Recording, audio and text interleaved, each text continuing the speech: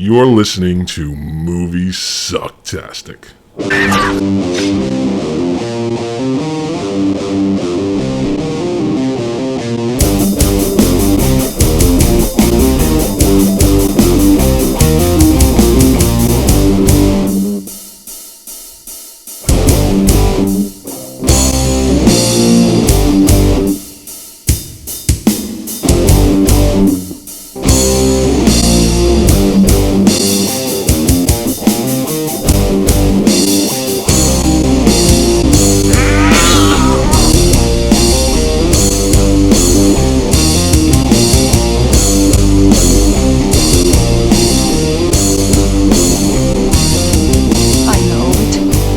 It all sounds like some bad movie.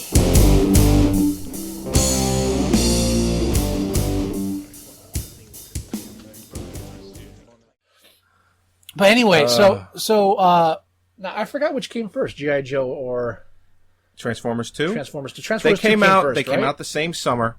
Same summer, really? Yeah, and G.I. Joe was second. It came out, I think, end of July, early August. Because Transformers came out... you know what? G.I. Joe was mid-July. playing... Mid-July. G.I. Joe was playing at the drive-in, but I didn't go see it. That's okay. Yeah, G.I. Joe came out... I don't know if it was August, but it came out after Transformers 2. Now, Transformers 2 was the big get for last summer. It was the biggest film to be released. Now, while they're making... The fact that they're remaking 80s cartoons into big-budget 2010... Yeah, I think the next one up is the Smurfs in 3D, obviously. But what I can't understand is how... I mean, it's odd enough that they're taking cheesy 80s cartoons and turning them into these big-budget movies, but how did G.I. Joe make it ahead of Rubik the Amazing Cube? If you're going to go with toy franchising, I think Rubik would have been the way to go.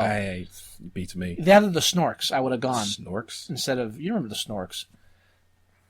That's right. Yeah, don't deny it. But here's the complication. From reading into it a bit more, the writers of the movie G.I. Joe went with the comic book for most of their origin stuff instead of the toy line or the cartoon. Really? Because depending on if you were now as a kid myself, I did not watch the cartoon. I had a friend who had all the G.I. Joe toys, and we would play with the G.I. Joe toys. I wasn't religious about watching the cartoon like I was with Transformers, but I did watch the cartoon. See, even at that young of an age, I had a problem with a cartoon about war where nobody died. I kind of saw the problem with that. Yeah. I think I don't think I voiced it. It might have been subconscious, but I was like, but it's just maybe the idea. Now with you being more into politics and things like that. Me as a kid, I just didn't care. Well, as I'm saying, it was ambivalent. I mean, but I remember watching one or two episodes and thinking that again, I think it was subconscious, but I think there was no interest in it because it's two warring armies where nobody can shoot each other and there's no fatalities. It's just a lot of shaking of fists and stuff. And it's like when they made the Rambo movies into a cartoon. Right. It's just the evil opposite of what we're talking about. And the cartoon, he had the big ass hunting knife and parents were concerned. It's like, oh, it's a bad image. I think they only made like 10. They're on DVD, I'm pretty sure. Yeah, I think you're right. But there's no death in the cartoon. He doesn't cut anybody with that knife, but just the fact he had it bothered a lot of parents. Yeah. I could see that. So the problem is, the fan base is either the cartoon or the toys. Okay. So the writers go to the comic book, which has more material that you can easily steal as a writer, because it's already written down and plotted for you there. It's already but it's just basically. But it's not where your fan base is from.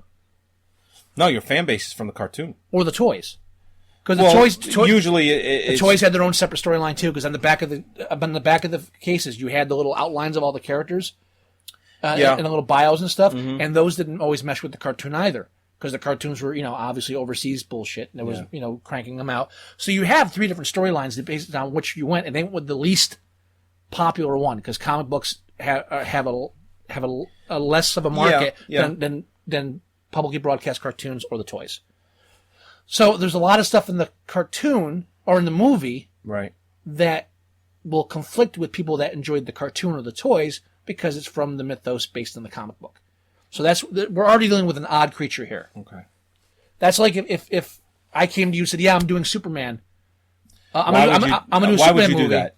If I came to you and said I'm going to do a Superman movie, And I would say, why would you do that? but I'm going to do a Superman movie not based on... Please use somebody other than Lex Luthor. No. What I'm saying That is... would be my request. No. Listen to me. I'm joking. What I'm saying is... But you're stepping on my point. I'm All I'm sorry. saying is if I said I'm making a Superman movie... Yeah. But instead of using the comic book as my source, I'm going to go back to the serials, the serials or From the the TV 30s? show or the TV show, right? Which that's not where your base audience is. So it's an odd choice. It's an easy choice when your writer's just trying to rip it off, but not a great choice. And yes, I am bad mouthing the writers of the screenplay because I had those sit through the goddamn film. So Yeah, no, it was a bad movie. I mean, I really didn't enjoy it at all. now, at the beginning they said Hasbro, like based on the character by Hasbro. I think Hasbro should have been a character. How do you not put Hasbro in there as a character? Well, I thought it was funny when the opening of the film happens, because it was another film made by Paramount. Paramount had a pretty good summer. Let's put it that way. And Not with this, they didn't. actually, this didn't do that bad. But It did cost a lot nowhere. of money, but it did make its money back. And then overseas stuff, it did make a decent profit. But it's It didn't do as well as they were expecting Right. at all. So let's put it this way: if they do a sequel, expect it to be worse than this, because the writing will be compromised and they're going to spend a lot less money on the special effects, which I thought looked like shit anyway. Sir, all I have to say is they did not release it for review. G.I. Joe. They did not release it Are for you review. sure? It's listed. It's online. You can look it up. It Well, says, you know what? not released for review. I They knew it wasn't going to do well. I believe that's a lot of Steven Summers' fault, because I think he's a shit-ass director. I mean, take a look Now, at... sir, I disagree totally. Let's run down the list here. Now, Deep Rising, all right, and I looked this up because I was like, thinking, Steven Summers, I know I hate him, but, do we have to be all bad about him? I like Dead Rising. I love Dead Rising, and that's where I stop with Steven Summers. No, I like the first Mummy, too. Okay, you know what? Okay, I didn't hate the first Mummy. I used to actually sit back and say, I really loved the first Mummy. Then I went back and I watched it again, and I saw all of... I think I had a blind eye to it because I've seen more Steven Summers films through the years. And going back to the first Mummy, yes, it does have Steven Summers' little flair on it that he does in other films, and it's not as bad as, say, The Mummy 2, Van Helsing, movies like that. But it is still a Steven Summers film, and it does have his little niche that he puts to it. Here's the problem. I think you're going back. And whereas where I used to say I loved it, now I just say it's okay. You know why, though? Because the problem is you're letting your hatred for his later films imprint itself on the earlier film. The Mummy was a good film. It was fun. The second one? Yeah. Now, the second one, I give the Mummy sequel, the second Mummy, credit for two things. Okay. One, it managed to bring everybody back. Yeah. Two, every time they do a sequel, anytime, you pick it. You pick any series. Whenever there's a first film with a romantic interest, where they get together at the end, what do they do in the sequel? Oh, they're broken up again. Oh, they always split them up. Oh, they're broken up again. This one, they've been married for 10 years. They got a kid. They're happy. I remember being in the theater, I was like, really? what? But no, they're supposed to be like divorced or separated, and he has to win her back somehow. Him this is no, there was actually thought put into the screenplay. Yeah. And I do own both films. Me too. I do own both films. Me too. I'm not saying the second one was good. I'm saying it wasn't bad. I'm saying for the second one, you say for the first. It had bad parts to it, but I still enjoyed it. No, I didn't hate either Mummy film. I just don't like them as much as I thought I did. Let's put it that way. But again, I think it's because you're letting you're letting the next films to come out. Which here's where all falls apart for me. Go ahead. After Dead Rising, Mummy, it was the Mummy, and then Mummy Returns. Then Mummy Returns. Now, then it all falls apart with Van Helsing. Oh yeah. This is where Steven Summers should be beaten in a dark alley with a 2x4 with a phone book attached to it. One of the best reviews. Just up beside the head. One of the best reviews had one of the best lines I ever read, and I really wish I could remember the name of the person who wrote the review. But he basically said about what Steven Summers does with his films, according to CGI and things of that nature. He said it's like a adolescent, or not an adolescent, a teenager just figuring out and discovering masturbation for the first time. He just can't stop. When he goes so over the top. Those were the days. Yeah, he goes so over the top with CGI He really stop it. He goes That brings back memories. I'm telling you.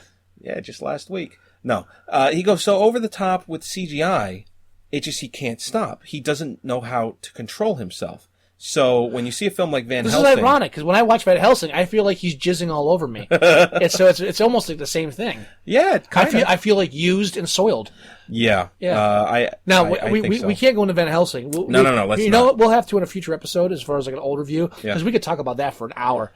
I'll share this real quick. I was went to a girlfriend's friend's house. Okay. It was a couple kind of thing. Couples. Okay. Sure. And we're sitting around playing cards. And her friends, this is my first time really hanging out with her. These friends of hers from the SCA. Okay. So which means they're off. Which means I remember this. Which means they're off. Just be prepared for this. Is a treat of a story. Go ahead. What? A treat of a story? Well, and we're playing cards and we're talking about films because it's the only thing I have in common with these people. Right. These people live and breathe medieval warfare and stuff, and I'm like, well, yeah, I saw Excalibur and I didn't care for it. So there's not much to go on here. I still like Excalibur. It's okay. I just never got into it like everybody else did. I just never got into it. It's not my thing. I never really got into it. I just like Eaters of the Dead. That's as far as I'm going for medieval stuff. Maybe blood, Flesh and Blood. Flesh and Blood. Flesh and Blood. Yeah, that's more for the Paul Verhoeven. Yes, Verhoeven, but that's more for the performances than for the medieval thing. But these are people that like live and breathe the history, and then they get dressed up in. It's like medieval. It's like Civil War reenactments, but with medieval stuff. Yeah, and they actually duel. It's the Renaissance, but they actually hit each other with swords. And so we're talking about films, and then the woman, the counterpoint to my girlfriend, says, "Oh yeah, Van Helsing was on," and so I just launch into this rabid 15-minute. It's just like nonstop. It's 15 minutes. I'm just like, oh, I've never been in so much pain in my life, and this and that. And if you're going to get female vampires with breasts, give them nipples. If you can't give them nipples, don't make them half naked. Goddamn it! And from this on down to the whole 15 minutes of people swinging on goddamn ropes. Yeah. And by the time I get done, and then there's like this, which I think was just silence. Turns out it was uncomfortable silence because this is her favorite film ever. She watches it like every weekend. And and she just kind of says, like, "Poor her." I like it. I like that film a lot. I was like, oh, yeah, it's one of my favorite films ever. And it's like the silence. I was like, well, I hope you set her straight. and all I could do was, well, that's just me. And everyone I know except you. But this is why I didn't mesh with them. One of the many reasons. Also because I'm not. Never mind. So what did he do after that? After that was Revenge of the Mummy. He did Revenge of the Mummy? Or yeah. Yeah, he did the third one. The Ride. That's The Ride. The Ride. Oh, I'm sorry. No, he didn't do the third Mummy film. You're right. He was at least smart. He backed away from that. I don't think it was smart. I don't think they gave it to him. I think after Van Helsing, they said, fuck you, I'm not giving you that film. That's definitely possible, but they couldn't bring everybody back. Because there's a 5-year gap between Van Helsing and G.I. Joe. So right after Van Helsing, he did G.I. Joe. Yeah, but there's a 5-year gap. But, that pre-production and everything, that's the only film he's doing up until then. Well, no, I think that has a lot to do with, you know what, we don't trust you anymore. But that too, maybe. So, wow. Oh, I didn't know that he did Van Helsing now, and went right to G.I. Joe. What bothers me is apparently he's in pre-production for a remake of When Worlds Collide. What? And also he's doing an adaptation of Magic Kingdom for sale. Whatever. Yeah. I don't care for Stephen Sommers or his stupid But yeah, CGI. But it's been downhill since Van Helsing. Actually, it's been downhill since the Mummy sequel, because the Mummy sequel was good and bad. It was like, It did well in the theater, but only for the first couple of weekends until people got smart. I'd compare it to Transformers 2. I don't think it was as bad as everyone said, because it was entertaining. Right. But there are some bad elements that, make you say, well, couldn't you just tone it down a bit? And I give The Rock credit. It was his first real theatrical thing, and he did that whole Scorpion King thing at the end of it. It was CGI, but it was him. All CGI. But there was a flashback. But there was a flashback where he was in the flesh. Yeah, but when they do a CGI of The Rock, he's still there standing in for stuff and doing the things. Yeah, I guess. All right, let's not totally give. Scorpion King was like his first thing. But he didn't do the eyebrow arch. Thank God. And that's when I knew that he would do okay in films, because he didn't do the eyebrow thing. Right. I was like, all right, he understands. He gets that there's a line. He gets it. There's a line. Sure. He's trying to cross that line. He's trying to cross, and he did cross the line. Yeah. And I wish him all the success, even with the Tooth Fairy. So I think we should finally start actually talking about G.I. Joe. Well, this is a build-up to the hate. No, I know. You want to give a quick synopsis of G.I. Joe? Basic plot? No. No? Yeah, I do. Let's start off with the opening words, "In the not-too-distant future." Yeah, that was stupid. No, it's a ripoff of Mystery Science Theater 3000. Oh, was it? Oh, yeah. That's right. Because I'm watching it with people, and we're all MST3K fans, so all of a sudden the screen comes up, "In the not-too-distant future," and we all go immediately, "Next Sunday, AD." This is the opening theme song for the goddamn show. And also, the main plot involves nanomites. Yeah. Which I defy you to say that more than 3 times in an hour, and I have it not sound silly. Nanomites? Nanomites. The guy says nanomites 5 times in the first 10 minutes of the film, and I didn't. Nanomites. It's like it's scuba. Say scuba. Scuba. It says nanomites. It sounds stupid. And of course, in the last 2 or 3 seasons of Mystery Science Theater 3000, right, one of the recurring characters in the interstitials were the nanites. Really? Yes. I'm saying right here now, G.I. Joe stole their basic premise from the opening of MST3K. Maybe Stephen Summers is just a big fan. Then he should have given him credit. Then Mike Nelson or Joel should have been in the movie. All right. Now there's all right, okay. So right off the bat, they're already ripping off MST3K. Now we had to talk about the Mummy for a reason, because half the cast of the Mummy appears in this film. Yeah. It just because they all work with Stephen Summers and he just can't let them go, I guess. That's because maybe I don't know. One of the big problems I have with the film. I think my favorite part was Brendan Fraser, where he's like, "Yeah, I'm here for 2 minutes, but I got a career to worry about." Yeah, I was like, wait a minute, is he in this? Even what's his name? I mean, I forget the names, but then Voslow's in it. Yeah. Which I've loved him ever since Hard Target. He was the bad guy. Yeah. You wouldn't want to hurt my feelings. Voslo can be in anything. He actually played. He wasn't bad as Darkman in the direct-to-video sequels. Oh, really? Yeah, he played. Yeah, he wasn't that bad. I liked him in those. I haven't actually watched any of the dark. I watched the second one. They weren't that bad for direct-to-video sequels. Yeah, they weren't that bad. Okay, I never actually checked them out. Yeah, but then like the wormy guy from the first film, the one from Dead Rising. Oh yeah. What's his? I can never remember. Even his name, he was like, "You got me for 5 minutes." Yeah, well, he's in every single thing that Stephen Summers does. Right, but he's been in every one. He wasn't in the Mummy sequel. He was dead, wasn't he? Wasn't he in a flashback? Possibly. I don't remember. I don't remember. I don't recall. If there was a way you could get him in the film, he did. I don't remember. Probably, yeah. Yeah. But in Van Helsing, the best thing in that film was that one line where he's like, what did he say to him? Oh, no, I got you. No, I'll set this up for you exactly. Yeah. The only good part of that entire film, and because I always tell this, is the one scene where Dracula comes in. Yeah, and he's torturing. There's the shadow. Yeah, because he plays Igor in the movie. Right. And he's shocking, like the Wolfman, with this like big stick. So he comes down, Dracula says, "Why do you torment him so?" And he just looks at him and goes, "It's what I do." It's like, and that was like genius. Yeah, it was. It's just like brought up the whole idea of like why evil's evil and good and bad. It's like, what, it's what I do. It's what I do. Yeah, no, give that whoever of the 17 writers who probably piled on that fucking movie. Whoever thought up that one line probably should have taken that line and tried to work the premise backwards from that. Yeah. And they might have had a decent film. Yeah, sure. Yeah. Oh, definitely. There's so much to touch on in this goddamn film. No, I know. The acting in it is bad. I mean, it's really bad. But just in the opening of the film alone, where they're delivering the nanomites, okay? They're delivering the nanomites to its location, and they get bombarded. They get attacked.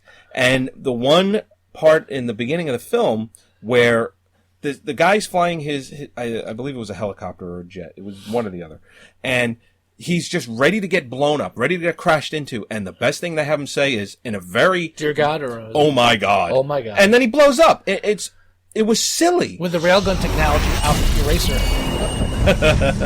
Oh my God. It was just, I mean, and that's just a part of what you'll expect from watching this film. It's the campy dialogue. Now, let's start off with the beginning there. The We're bad talking acting. About the military, the platoon, squadron, whatever the hell you call them. I'm not hip on my military lingo. Knowing is half the battle. Are traveling, the other half is actually, having a good storyline. They're going to a location to meet up with a rendezvous. Yeah. And one of the weigh-ins says whatever weigh-ins in it. Marlon. Yeah, I'm sorry, Mark Mark. III. You peaked at Requiem for a Dream. I'm sorry. Hey, dude. Weigh-in. Weren't we supposed to meet up with the recon team at weren't we 40 supposed to meet clicks? them at 60 clicks? 42 Well, clicks. we just That passed was kilometer 60. 41. No, it was 42 clicks, and he goes, "We just passed 41."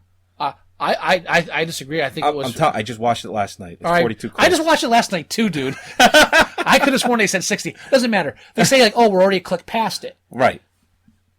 No. And it reflects my major problem with this film. Okay. And I hate to get serious again. I think the problem with coming out with G.I. Joe in 2009, was it 2009? Yeah, it was 2009. Yeah, it was. After we've already been involved in the war in Iraq for 6 years now. over 5, 6, 7 years, way too long. Yeah. Having soldiers being taken back over and over again, being in a real military crisis, and having this fantasy war film come out with this special group of soldiers with all this special equipment and everything, I found it in very poor taste. And I think a lot of people did too, and I think that's why it didn't do that well. I think if we were where we were back when Clinton was in the office, Right. when we weren't really, where we had like the Black Hawk Down shit happen, and we had incursions, but we weren't in a war. And the last war we had was the Gulf War that lasted like 2 days.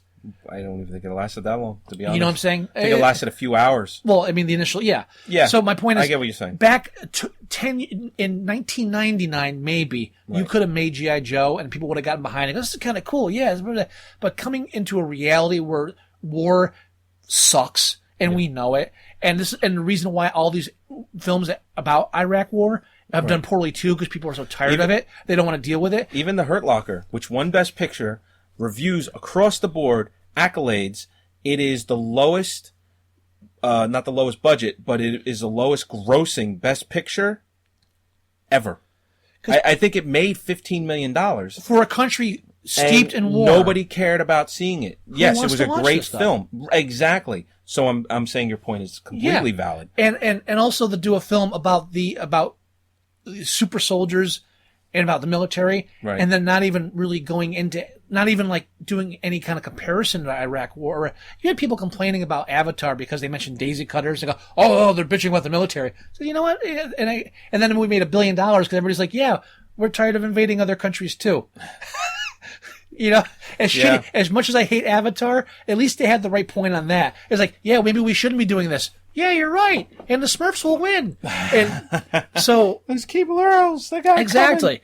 And there was a funny thing here. The guy, the gay guy, what's his name? The guy that plays Duke, Channing Tatum. I have it right here. Originally, Channing Tatum did not want to act in the film because he felt it glorified war. He changed his mind after reading the script. Methinks Tatum should have read it twice. Yeah. This film horribly glorifies the whole idea of going into battle and going into war but it does what the cartoon did. Here's good, here's evil, and all the bad guys we're shooting at don't have faces because they're wearing masks, so it's okay that, it's okay if they get killed. It's doing it in a time when we're actually steeped in war, Right. Very poor taste, and I'm offended by it. I really am. I think doing this kind of movie, I mean, and the fact that when he started it, we were already in Iraq. Oh, yeah. So We'd been there for already. a while. Already, somebody should have said, you know what? Maybe we should wait till the war's over. Then again, and you know what he said? It ain't going to happen anytime soon, and I want to make this movie. No, I guarantee this is the opposite, because this was when Bush was still in office. We were still getting fed the bullshit about how it would end soon. Yeah. When he started pre-production, I guarantee they said, well, by the time we're done, the war will be over. Yeah, I guarantee that might have been the process. I could but definitely see if you that. actually, and I watched Brothers the same night, by the way. Oh, you did? I finally got around to seeing Brothers. I haven't seen it yet. After you watch Brothers and watch this, all I could think of is maybe they should have crossed him over. So what's his name? Jake Gyllenhaal? No, the other one. Tobey Maguire. Tobey Maguire's character should have been like coming back from G.I. Joe. By the way, they misrepresented Brothers in the trailers. They did? Yeah, I felt. Have you seen it? I haven't seen it. Oh, then we yet. won't talk about it. I have a minor problem with the way they had it in the trailers and stuff, and the way in the film, because it's not as bad as the situation is different than it appeared. It's not really, the situation, they make it sound like the brother is snooping the wife, and he when it's comes really back delusional. and he goes completely insane. But he's not. He's not stooping the wife. it's like a delusional thing where the guy thinks he is. Well, I could see that because he's screwed up in the head from war. No, and then Brothers is a great film. Yeah. And watching Brothers with this realistic portrayal of how bad war is and how it fucks people up. Right. And then watching Go Joe. And they were both made like roughly the same time, like a year or two apart. They were released. No. They were released a few months apart. Yeah. Brothers came out, I think, November, and G.I. Joe came out late July, August. It's mind-boggling. But that's as serious as I want to get. Yeah. I just think if you have any kind of like sympathy for soldiers and stuff, this film is a fucking insult. These hands! These hands! I killed Cobra Commander with these hands! You know what I do with these hands? Is there any other trivia for G.I. Joe? Oh, dude, it goes on and on. But I'm blocking you off. You got to chime in here. What Well, okay. you want? Are we still in the opening? You didn't take notes? I did not take notes. I made the futuristic list. You did? My favorite thing, whenever you have a film like this, we have futuristic technology, make a list. I got a list here. All right, right off the bat, we had futuristic sunglasses. Then we had futuristic crossbow. Futuristic crossbow. Futuristic ninja. Yeah. Oh, by the way, they got the Kung Fu grip line in there. And not only that, how about the real stick hair? You should marry this guy. He's a real American hero. Oh, give me a break. They tried to get in every single line they could and didn't care if it came off corny or not, which it did every single time. What I love is a film that has literally half a dozen flashbacks, and only one of them has pertinent information for the film. The rest of it's just, why are we having a flashback now? Yeah, especially like Snake Eyes and his brother. It's like, hello, brother. And then they do the flashback. It's like, why am I watching these two kids? These guys fight as kids. The two kids fighting while the one's trying to eat. Because they fight all the time, you know when they were kids. The two kids fighting while one's trying to eat. If that was Jet Li and Jackie Chan, it would have been a good scene. But it was two kids. It was just ridiculous.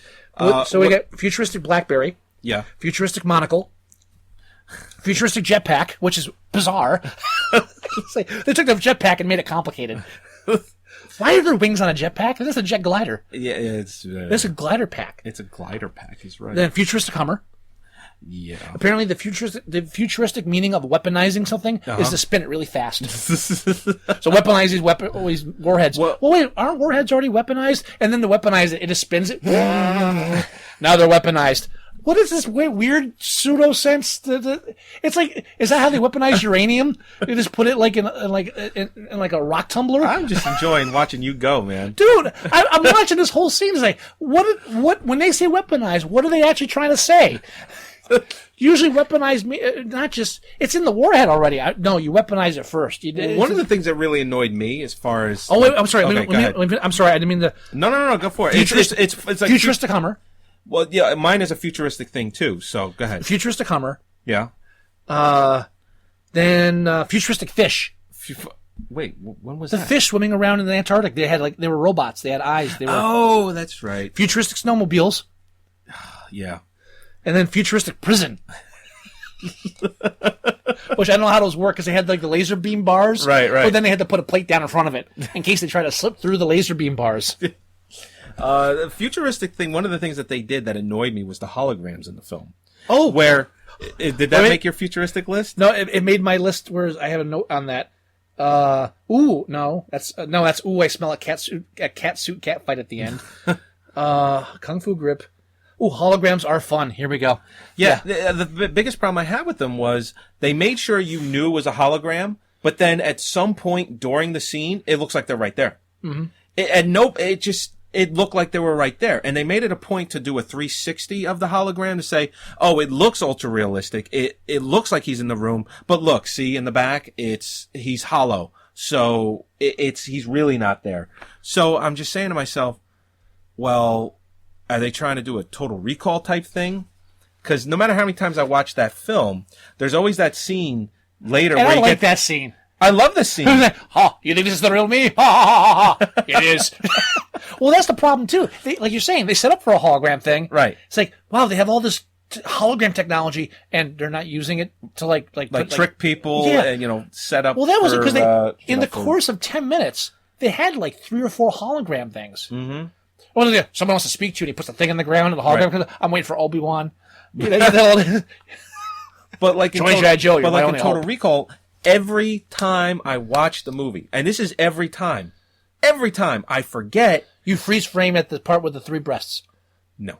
Okay. Well, I do, Yeah. but this is different. Okay. I always forget about the hologram scene. I know they give it to him, but then they just don't do anything with it, and then all of a sudden he gets shot at, and I'm like, oh, and then he's a hologram. Well, that's like your and typical... every time I watch it, I'm always pleasantly surprised. That's like your typical James Bond gimmick where they give you all the gadgets, right? And then throughout the film he uses every single one once. Right. Yeah. Actually, yeah. one of them, I forget which one. There was, it was the Roger Moore one.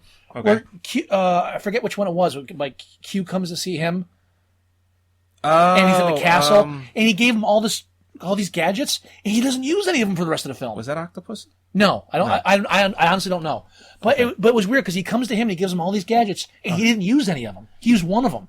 That's it. And for the rest of the film, it was maybe like, they're trying something different with that. But it was like this weird thing where like usually he'd be like at the testing site and he's like, oh, look at that thing testing, and then like at least you would see it get used. But then basically they would have the things they test for humor. Right. But then they wouldn't give it to him. In this one, they brought him stuff. They gave him everything, but then he didn't use the stuff that was used for humor, and it threw me off. Huh. It's ironic. I don't remember that. And it's ironic we mentioned this too, because Stephen Sommers, he actually said that the reason he did this film is because he knew he'd never get to do a James Bond film, and this would be the closest you get to it. And you know what? You're right. This is the closest you're getting to a James Bond film. Screw you. Now, the holograms, talking about the technology. Yeah. Stephen Sommers took great care. I'm quoting from IMDb now. Took great care over the technology development. Oh, pardon me. He took great care over the technology depicted in the film. Okay. Going through various books and magazines. I'm sure he did a lot of research. This is like Cameron with his floating mountains are actually fucking feasible. Yeah. About weapons technology. Stephen Sommers feels that almost 100% of the technology in this film can be developed in 10 to 20 years. Okay. Anybody can say that.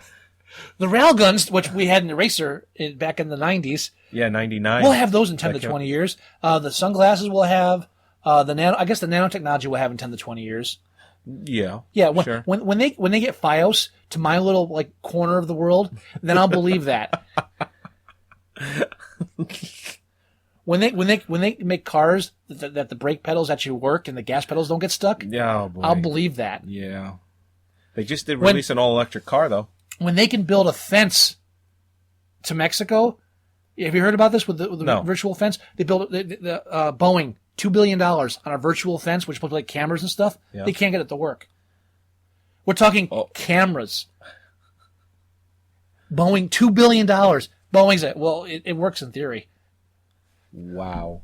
No, you're right. We're going to have futuristic jet glider packs and the camouflage suit. Oh, yeah. Apparently that's feasible, he said. No, it's not. Here, I'm sorry. From an interview with Stephen Sommers, total invisibility is impossible, of course. However, the camouflage cameras in the film, where they project the picture from behind a soldier to the front of them, would allow and is feasible. I know that they're working on it because I have heard of that, but I just don't. I don't. They're also working on Star Wars program, and that shit ain't working either, sir. Yeah. I don't mind when they make futuristic. I watch a film like G.I. Joe. I expect there to be like really wacky technology. It's when these jackasses come on and go, no, this is all based in reality. We'll have this in 20 years. Yeah. No. Believe me, no. I guarantee the crossbow lasers. No, definitely 20 years. It'll be standard. I remember watching a commercial about 15 years on ago. Unobtainium. That's all based. That's all based in scientific fact. Just why do you have to insult us as an audience? Why do you? It's bad enough to say, here's a shitty film. You're going to pay $10 for it, and it's all crap. On top of that, you have to say, no, and you know what? It's all based on reality. Why have to make us feel that stupid? I remember watching a commercial about 15 years ago. Tom Selleck, for whatever reason, this is Runaway? No, it's not Runaway. But this sticks out in my head a lot. It's about 15 years ago, and Tom Selleck is narrating the commercial. And it shows in the commercial just all of the things that are going to be happening in the future. And it shows a car driving through an area without, having to stop at a toll, like what we have on the parkways and our highways across the country. On the flying cars. not flying cars. But you just see a car driving through, and essentially what I know now is they were saying that was Easy Pass then. They just didn't have a name for it. And it just showed a car just driving through, and it showed I remember that commercial above the car. I remember that commercial. And it just drove through, and it's like, it showed a screen on the car that said toll paid or whatever. I remember the time I said bullshit. Right. And I still say bullshit about that little screen on the car that says toll paid. Because it doesn't do it. No, they mail you a bill a month later saying that you didn't have money for that. Yeah. Then the other thing that they showed was, what if you just wanted to sit down and watch a movie in the comfort of your own home?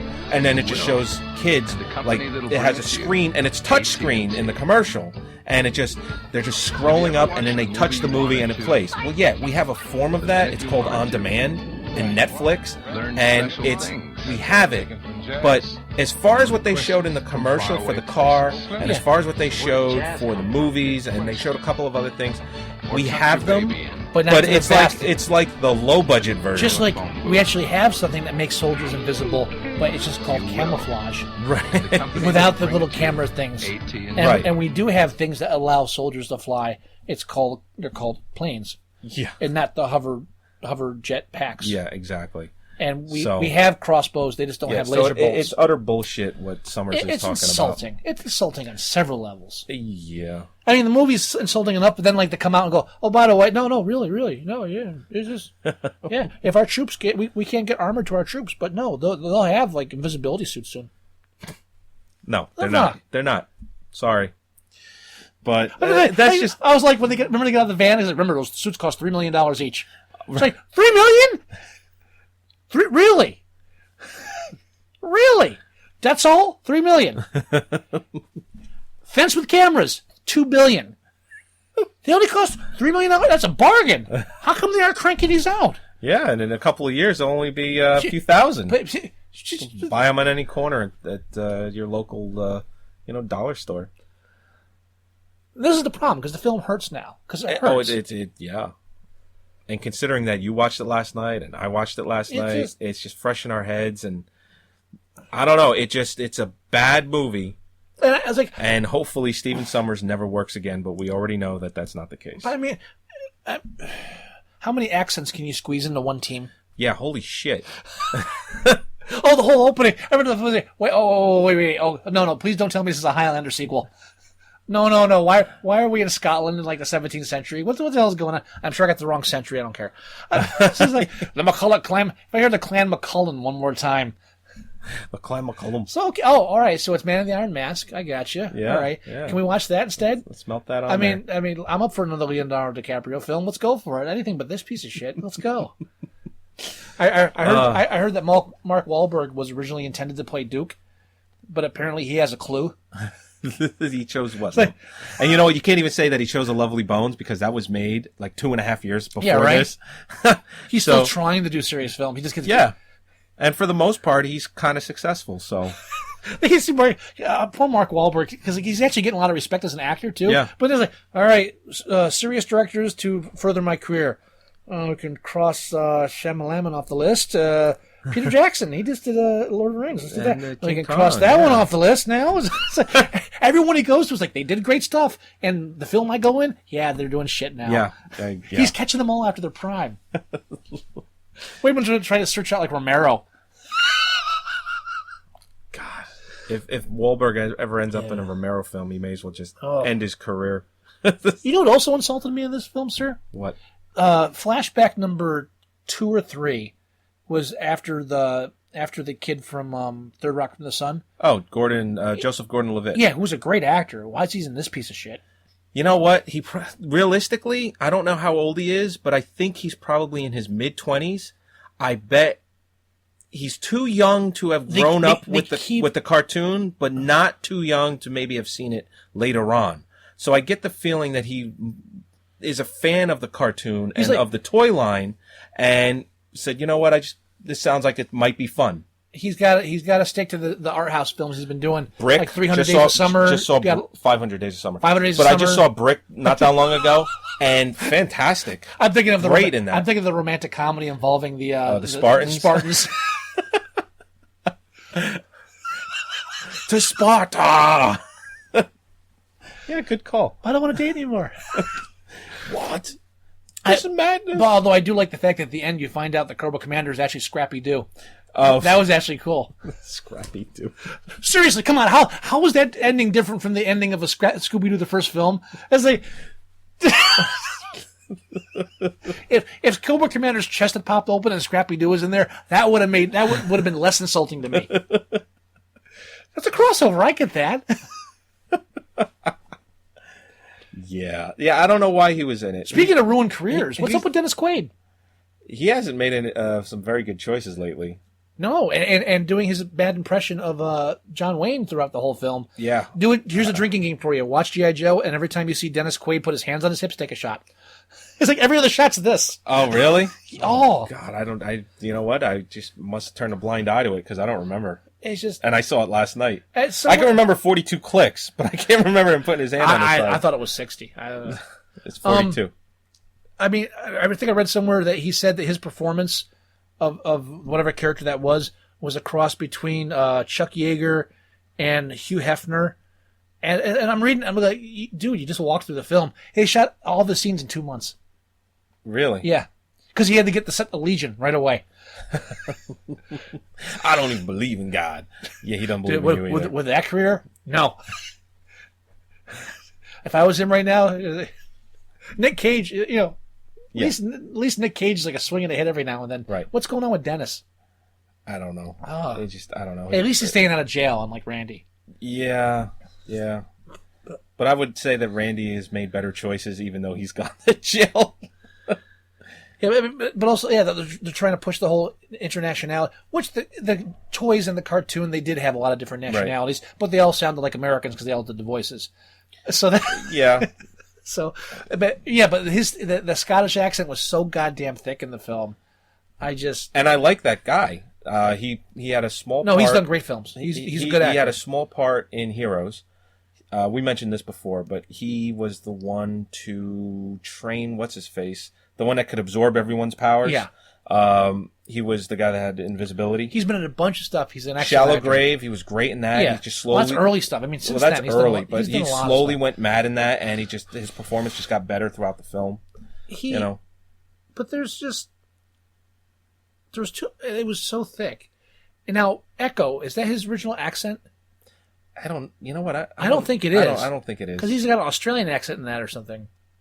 You know what? I wouldn't be surprised, only for the reason that, what's his face? He was in The Wire. He played the lead bad guy's like right-hand man, and in The Wire, he just does kind of like a hood type, accent where you really believe that he was from, but he was intelligent. That was the thing. But then he did Rock and Rolla, and he has an English accent. Right. And I'm just saying to myself, he does a really good English accent. He's British. And I was like, holy shit. Yeah. I didn't, it's like he just totally threw that out for The Wire, totally made you believe that he was from wherever, Compton or whatever it was supposed to be. It was not Compton. He sells the African accent. It was actually Baltimore. Yeah. In Lost, he sells the African accent. What, Mr. Echo? Yeah. Right. Well, this is a different actor I'm talking about. But I'm sorry. I'm just saying the guy from Rock and Rolla, and he was in The Wire. He just, but I don't know. But he was also in Lost, and he had like the African accent. But he was also in, what was the TV show that he was in? It was Oz. He was in Oz. Oh. And so it means he was naked. You know what? I never watched Oz. Me neither. I never got around to watching it. I just got around to watching The Wire, and that thing's, I'll pass. No, the first season was excellent. You know what? Alan Moore likes it. I'm going to pass. Oh, come on. You can't not watch it because he likes it. I'm being facetious. No, I'm just not into that kind of, that doesn't interest me. That's all. The whole, the espionage or real life kind of stuff. That kind of stuff doesn't, But anyway, it's just, we were talking about the Scottish actor, but pick an accent. I like to see him working because I like him, but you're right, it was really thick. It was really all of them. thick. It's just like they were pushing the accents. Kind of reminded me of what's his face from The Simpsons. You know what it's like? What's his face? The gate. Willie. Willie. Yeah. Yeah. Yeah. Groundskeeper Willie. Kind of reminded me of him. It's like when I can't watch Moonstruck. With Cher. I can't watch it. And Because between Cher and Nicolas Cage, the accents drive me out of my mind. I can't deal with it. I thought I would have that problem with Edge of Darkness because he does like a kind of Brooklyn accent. which I haven't seen. Actually, isn't it Boston? Boston, Brooklyn, whatever. It's one of those kind They're of completely opposite. like I'd be able to spot it. I can't. I haven't seen it myself, but I think it's Boston. You know what I'm talking about, though? That kind of inner city accent. Or yeah, he does that in that film, but surprisingly, it didn't bother me. I can't when the accent is so predominant. Yeah. And push, and you know, I grew up watching like British films and stuff too, so I'm used to accents. But sometimes the accent distracts. Well, the problem is he's the only one that it's that thick, where it's a problem, and everybody else's is kind of. There's too many different accents. It's just like everybody. It's honestly. Well, even the French guy, it's not as thick as his. It's enough to be annoying. Yes, it is. And the fact we're jumping back and forth, accent to accent to accent to accent. You know, if I want that, I'll watch like a serious film. Yeah. I mean, but no, the action no, film. you're right. But and what was with the Iron Man rip-off suits? Oh, I don't know. I mean, it's just whose genius idea was it to have these guys running around in these suits? First of all, which is an obvious rip-off of Iron Man, and also which, as far as I know, were never in the comic book or the cartoon or the toys. And the special effects for it look like shit. It looked horrible. I hate it. Horrible. I hate it when they do that because it just looks. It looks very. It looked fake, like gummy. Yeah, almost. gummy's a perfect word for it. You know, it just doesn't look right. It just doesn't look like an Iron Man. Doesn't look gummy. Yeah, it looks like a guy is in a suit. You know, it's very. You know, it looks kind of stiff because it's a guy in a suit. And again, it's also it's fluid, but it's right. And again, we're doing a movie where we give these two soldiers these super suits that let them run fast and get hit by cars without damage. Meanwhile, we have trouble getting real armor to our real soldiers who are out in Iraq being killed by like landside mines, not having like rail guns shot at them while they're running across glass buildings. Yeah. And again, I just why the hell? Why can't we just have a car chase? It beats the hell out of me. It didn't add anything to it. Remember when ninjas were cool? Remember when you were a kid and ninjas were cool? Yeah, you remember that film, Revenge of the Ninja? I remember that every was a ninja film. Huge 80s film. All you had to do was get a guy in black with a mask and give him a sword, and you were just like there. Yeah. This film makes ninjas boring. Oh, yeah. What is this gay, like spinning this ninja star between his fingers thing? It's like, Jet Li apparently they couldn't get Jet Li, so they got a guy that looked like Jet Li with like an Elvis affectation. Yeah. The collar turned up thing? Dude, not working. Yeah, sorry. Especially not in white. And it was Snake Eye's brother. It's like, so what? Well, that probably is true based on the toys or whatever. Or the but I don't care. Oh, no, that's it's like what you're saying with Robot Heaven. It's like, yeah, just because it was in the comic doesn't mean it was cool. Well, that's the thing, too. As another thing, like with Transformers, they take the fans into consideration. Right. But they don't dwell on it. With G.I. Joe, they dwell on all this shit. Everything was, now we need a flashback to show the rivalry between, you know what? All you have to do is show them, like, recognize each other when they saw it for a second. It's like, oh, these guys don't like each other. Yeah. I don't need a backstory involving, like a Chinese restaurant cat fight and the old, you killed my master wheeze. And you took a vow of silence when he died. Shut up. Holy shit. I don't even need to be told why he doesn't talk. Yeah. Honestly, he doesn't talk. Great, roll with it. Yeah, but they made a perfect point to say, when our master died, you took a vow of silence. Oh, that's why. Thank you. You've answered all my questions.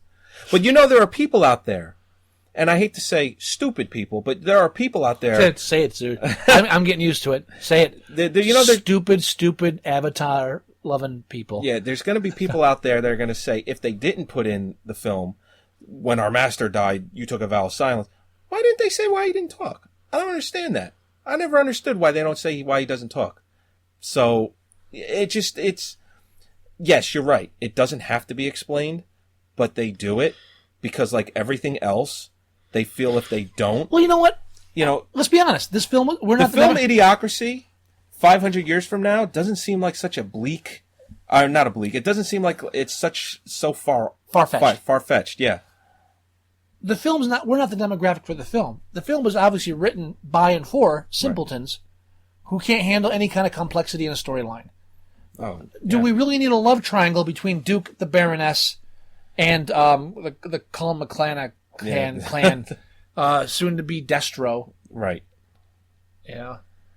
I mean, it's like, your name is now Destro. I came up with that myself. It's like, so they had a choice with this film: go camp, or go serious. I think that kind of ended up somewhere in the middle. No, they took serious. They took the route of this whole film takes itself too seriously. It's only. Well, I think there's some campy moments. There's some campy moments, but they're only done. They only use. There's two different kinds of camp. There's going for camp, and then there's using camp for a fallback. Okay, I got you. You know, that kind of thing. Like I see what you're saying. Like the way they shot this film. So anything, if you don't like anything, well, that was supposed to be campy. It's like Tommy Wiseau. I was going for a comedy all along, and hi Joey. It only cost $6 million. It was supposed to be a comedy all along. Everything you laugh at, it was intentional. It's not just. See, I'm brilliant. I'm a brilliant. It's not. When I made G.I. Joe, you see, I was going for. If you see a scene and you think you didn't like it because it was camp, the camp was intentional. So that's what you do. So you use camp as a cover for shitty dialogue, bad directing, and any bad acting performances, with the exception of maybe Tatum, jackass. Okay. Any bad acting in that film is the director's fault. There are certain films. Them. There are certain films where you can call. I think that's why there's a vast difference in acting between, like, say, Silence of the Lambs and Hannibal. Oh, okay. Two totally different directors too. Two different directors, two different performances of the same character by the same actor. It's the director's fault. Mm-hmm. You can pick which one you prefer. I've gotten arguments with people on that, but I think The Happening, all the bad performances in that film, director's fault. You had some great actors in there who have proven themselves in previous films. John Leguizamo, I do not care for as a comedian, but he is a good actor, and he was crap in that film. He's okay. He's good. He's not a bad actor. I won't argue that he's a bad actor. I just think the films I think the films that he chooses are poor. No, the films are, but he can act. Like, as much as you don't like the Son of Sam, Summer of Sam, he actually acted in that. He was a good actor. I actually didn't have a problem with him in that. See, there you go. I'm saying so, and I think with G.I. Joe, with the exception of Tatum, any bad performances in the film are just totally Stephen Sommers' fault. Okay. Okay. But if they had gone for, like, really campy, like, do you remember the David Hasselhoff, Nick Fury movie? Was there? Yes. Then no. You never saw that one? No. Oh, you gotta get that one. It's great. They're, like, when you do it, if they had done it where Cobra Commander had the blue hood, which, by the way, like, the bullshit excuse they gave for redoing the whole mask thing was because the old hood looked like a Ku Klux Klan mask. So I'm sorry. I guarantee you there's not one black person who ever saw a blue hood with a snake on the front and go, that looks like a Klan mask. No, that looks like a blue hood with a snake on the front. There's nothing Klan about it. If there's not a pointy top, there's nothing Klan about it. Right. Ski masks are not Klan related, so I'm sorry, the Cobra Commander mask would not have been Klan related. If they had gone with that, where they all had, like, the tight blue suits with the things, and G.I. Joe's, and they were shooting lasers and missed everything and went totally for camp, they could have pulled it off. But they took the melodramatic, serious route, and in the process insulted our American military as a whole, I felt. Especially by excluding them from the film. Yeah, because G.I. Joe has. These are the best soldiers, and the other soldiers we just let them die in other little wars. These are the best soldiers. We give them the good stuff. Fuck you. Yeah. Honestly, that's it. That's the long and short of the film. Pretty much. Bad writing aside, bad dialogue aside, that's not how you weaponize stuff. It even got to the point where what's his name goes to the funeral, where Duke goes to the funeral. He's driving the motorcycle. Right. It's like, all right, first of all, Wolverine already came out. You don't have to do that scene anymore. Does DC have helmet laws? He's not wearing a helmet on the motorcycle. You know what? I don't know. I would think that they do. And I don't know why that bothers me. It's very few places, like Pennsylvania, doesn't have helmet I know laws. that. I rode in Pennsylvania once without a helmet just to see how it felt. And it was scary because all I could think of was, like, now's when I'm going to wipe out. So I wore a helmet the rest of the day. My head open like a melon. Yeah. The only reason I know that that Pennsylvania doesn't have a helmet law is Gary Busey. No, that's California. No, and I believe they do have a helmet law. Well, they do now. Well, Well, I thought they did anyway. But no, the quarterback, Roethlisberger from the Pittsburgh Steelers, got into a really nasty motorcycle accident. And the biggest reason why he got into such a bad accident was because he wasn't wearing a helmet. Right. So. And I'm not the kind of guy that like complains about smoking in films because it's bad for kids to see and stuff. Right. You know, I occasionally do, again, like when I complained about Megan Fox. Yeah. I do think that films do unintentionally sometimes influence audiences, and I think it's a thin line between ignoring it and actually just abusing the hell out of it. And for some reason, him not having a helmet on during that motorcycle scene bothered me. I'm not even a big proponent of motorcycle helmet laws. I think it should be, personal choice. I think if you're that dumb, fine. Yeah.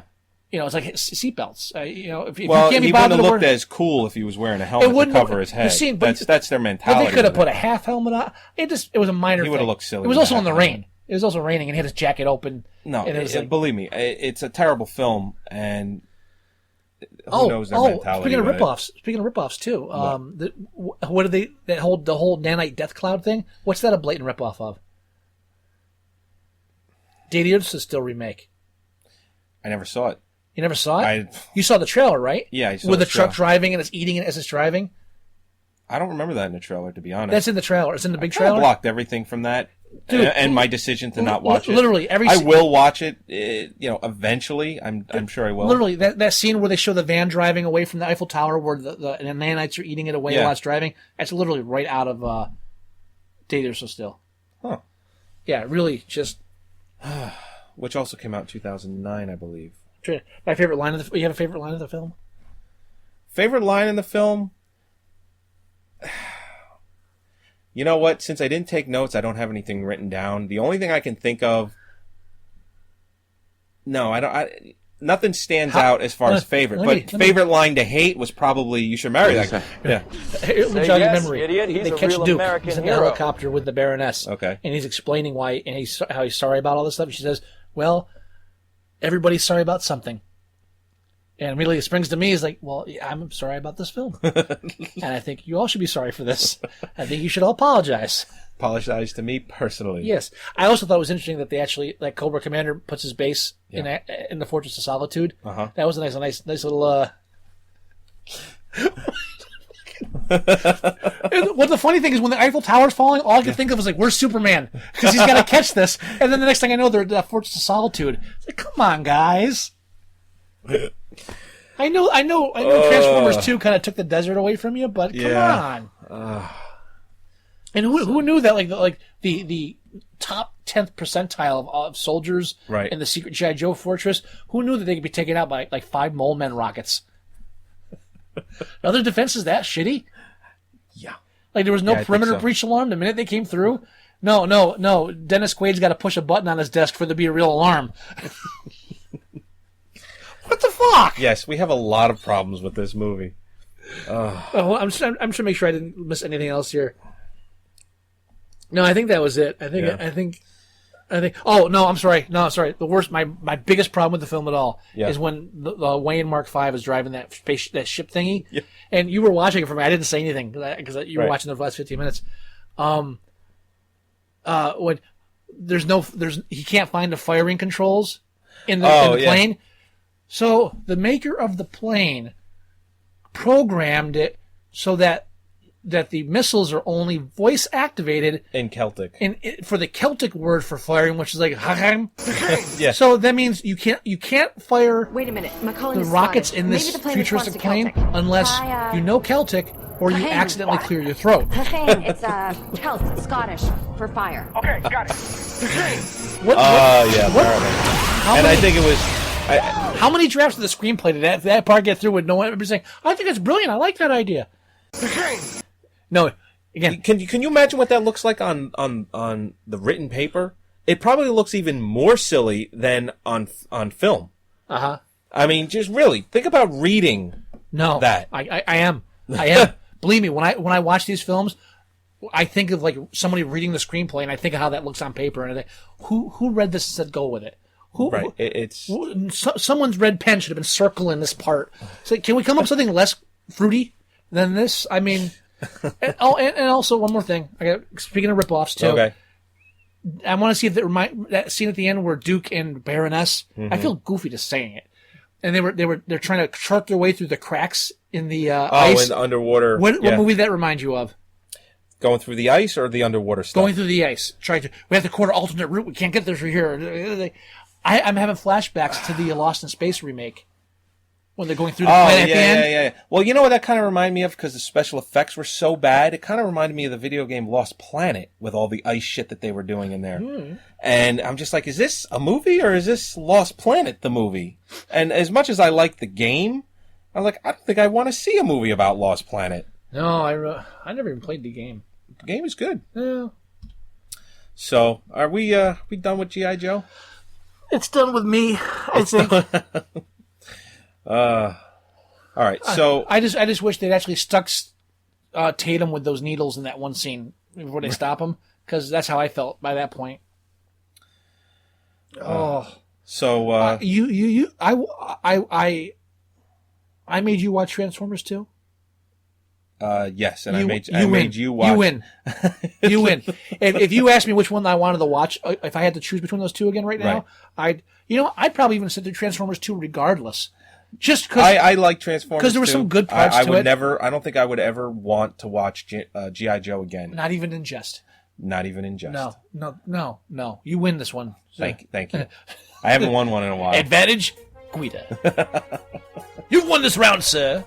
But wait till I unleash. Ah.